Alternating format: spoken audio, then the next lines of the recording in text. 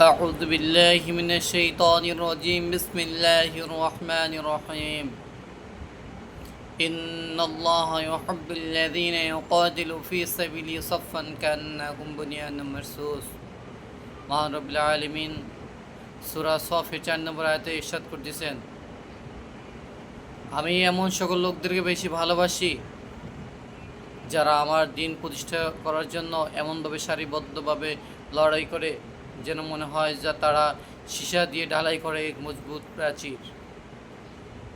আসি আমরা এমনভাবে লড়াই করি দিনের পথে যেন মনে হয় যেন আমরা একটি সীসা ঢালা প্রাচীরের মতো।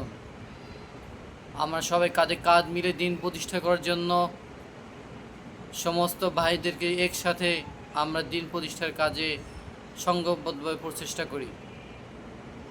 আল্লাহ তাআলা যেভাবে ঘোষণা দিয়েছেন কোরআনে কারিমের ভিতরে, আমরা ঠিক সেভাবে যেন আমরা আমাদের ভাইদের সাথে সম্পর্ক রেখে দিন প্রতিষ্ঠা করার জন্য সংঘবদ্ধভাবে প্রচেষ্টা চালাই। মানুষকে সৎ কাজে আদেশ দিই এবং অসৎ কাজ থেকে বিরত রাখার চেষ্টা করি এবং মানুষকে সংস্কার করি। আসসালামু আলাইকুম ওয়া রাহমাতুল্লাহি ওয়া বারাকাতুহু।